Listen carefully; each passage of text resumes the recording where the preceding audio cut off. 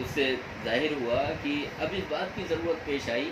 کہ اسلامی کیلنڈر کا آغاز کیا جائے۔ اب ظاہر بات ہے کہ اسلامی کیلنڈر کا آغاز جو ہوتا ہے وہ ہجری ورش سے ہوتا ہے، ہجری سال سے ہوتا ہے، اور اللہ کے رسول صلی اللہ علیہ وسلم نے ہجری سال کی ابتدا نہیں فرمائی، حضرت ابوبکر رضی اللہ تعالیٰ نے ہجری سال کی ابتدا نہیں فرمائی۔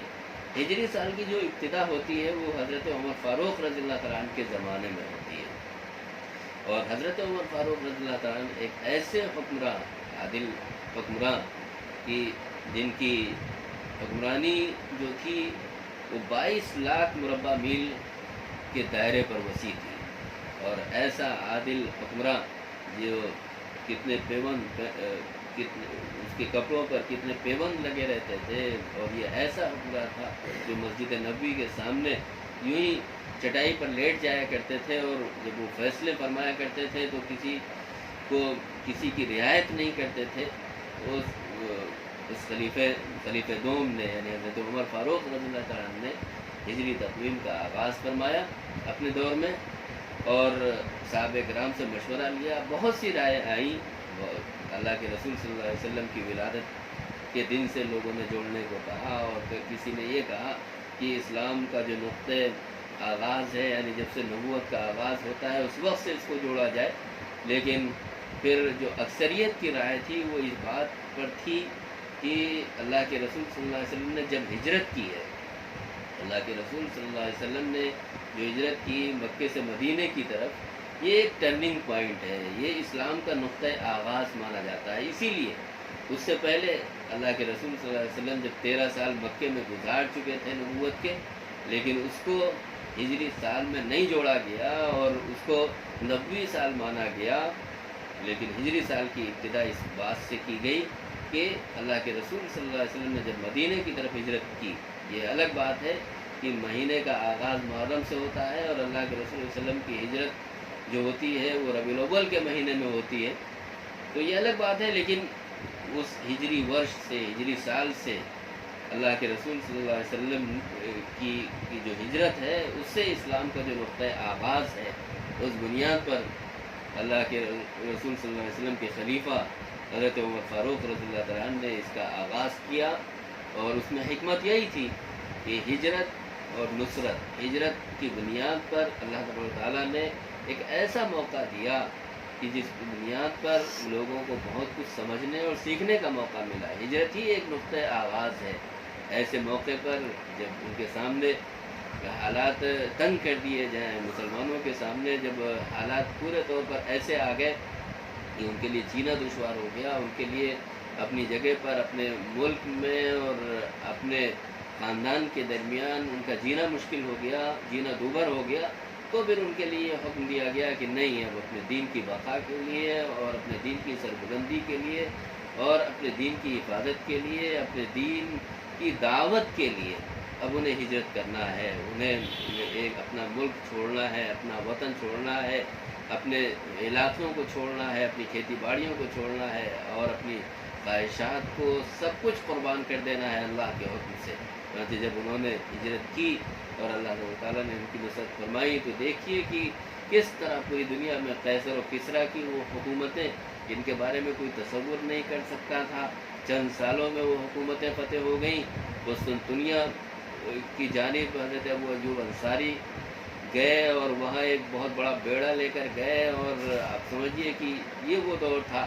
جو نبوی دور تھا، خلفائے راشدین کا دور تھا۔ آپ اسی دور میں دنیا کے بڑے بڑے حصے پر آپ سمجھ لیجیے کہ حضرت عمر فاروق کا زمانہ ہے، اور 22 لاکھ مربع میل پر ان کی حکمرانی ہے، اتنے بڑے کئی بر اعظم پر ان کی حکومت ہے، لیکن اس کے باوجود وہ ایسا شہنشاہ، ایسا حکمراں کہ اسے اپنے بارے میں اور رعایا کے بارے میں بالکل اس بات کی فکر نہیں ہے کہ وہ اپنی جو زندگی گزار رہا ہے اسے بڑے ٹپ ٹاپ کے ساتھ گزارنا ہے، بڑے رونق کے ساتھ گزارنا، بلکہ بڑی سادگی کے ساتھ ان کی زندگی گزر رہی ہے۔ تو یہ ایک بہت بڑا ٹرننگ پوائنٹ ہے ہجرت کا، کہ جس میں اس بات کی طرف اشارہ ہے کہ اللہ کے رسول صلی اللہ علیہ وسلم کی جو ہجرت ہوئی ہے اس کے ذریعے سے اللہ تبارک تعالیٰ نے جو فتوحات کا دروازہ کھولا ہے، اس کے ذریعے سے جو اللہ تبارک تعالیٰ نے لوگوں کے دلوں میں इस्लाम मुसलमानों के अखलाक का, मुसलमानों के किरदार का और मुसलमानों के नुमाया औसाफ का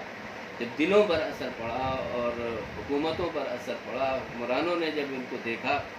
और इनके नकूश देखे और एक पूरी इस्लामी रियासत एक अलग कायम हो गई जिसका एक मॉडल लोगों के सामने आ गया, तब एक तब्दीली की राह दिखाई पड़ी। ऐसा नहीं कि हम लोगों के दरमियान गड़बड़ है,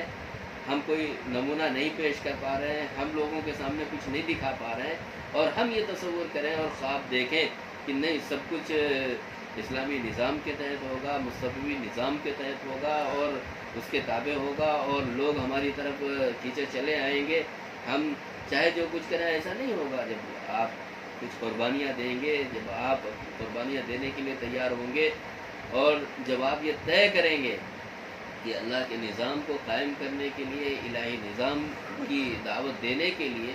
हम अपने आप को पूरे तौर पर तैयार करेंगे, अपना एक मॉडल पेश करेंगे, एक नमूना पेश करेंगे, एक इस्लामी रियासत पेश करेंगे। जिस तरह मदीने की इस्लामी रियासत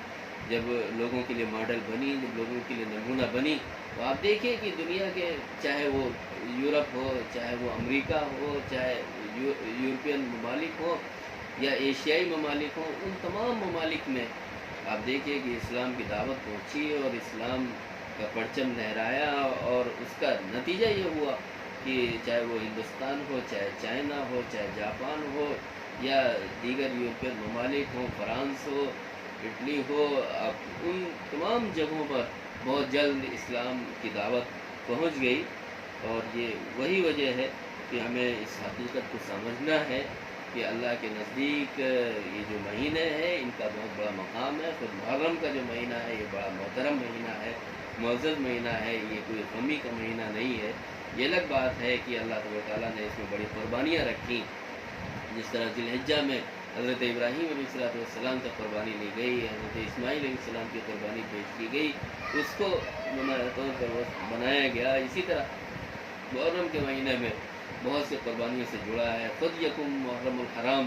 का जो दिन है वो हज़रत उमर फ़ारूक की शहादत का दिन है। और आप देखिए कि ये महीने ऐसे हैं कि ये महीना ऐसा है कि इसकी बड़ी अज़मत है, इसकी बड़ी वक़ात है। हम किसी दिन को मनहूस नहीं कह सकते, किसी तारीख़ को मनहूस नहीं कह सकते और किसी साअत को मनहूस नहीं कह सकते क्योंकि इसमें हमारा कोई योगदान नहीं। ये सब कुछ अल्लाह का दिया हुआ है, अल्लाह ही का अता करता है। ये इस खुली हुई फ़ज़ा में जो हम सांस ले रहे हैं, इस खुले हुए निज़ाम के तहत जो कुछ हम काम कर रहे हैं, आप देख लीजिए। अगर आप अपनी ज़िंदगियों का जायज़ा लीजिए और अपनी ज़िंदगी को देखिए तो आपको पता चलेगा कि एक एक सांस कितनी कीमती है। अल्लाह के नज़दीक अल्लाह ताला ने कितनी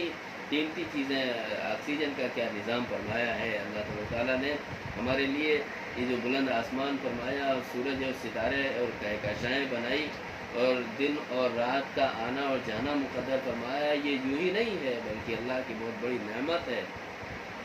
और ज़ाहिर बात है जब क़यामत के दिन होगा तो सारी चीज़ें तितर बितर हो जाएंगी, सब कुछ बिखर जाएंगी, सब कुछ टूट जाएगा, सारा निज़ाम ख़त्म हो जाएगा। इसलिए हमें इस अहमियत को जानना है और इस ज़रूरत को समझना है कि हम इस अहमियत को समझें कि ये मुहर्रमुल हराम का जो महीना है ये बड़ी बरकत वाला महीना है, नुक़्ता आगाज़ है हिजरी साल का और हिजरत का। अल्लाह ताला ने इसको बहुत मुबारक बनाया है। इसके ज़रिए हम लोगों के दिलों को पता करने वाले बने। ये नहीं कि गम का इजहार करके अपने आप को सिर्फ चंद दिनों के लिए ये दिखाने की कोशिश करें हम इस्लाम के बहुत बड़े वफ़ादार हैं और इस्लाम के बहुत बड़े मानने वाले हैं, बल्कि इस्लाम की दावत अखलाक व किरदार से पहुँचेगी,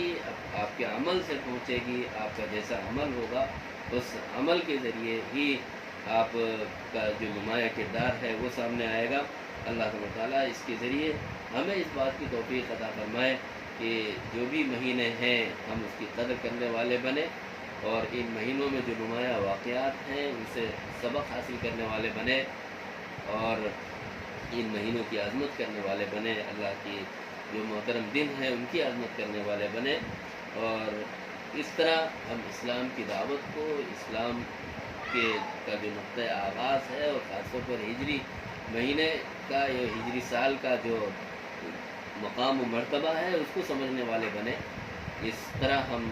اسلام کی صحیح دعوت کو سمجھ سکتے ہیں، اسلام کی حقانیت کو سمجھ سکتے ہیں، لوگوں کے دلوں میں یہ سکہ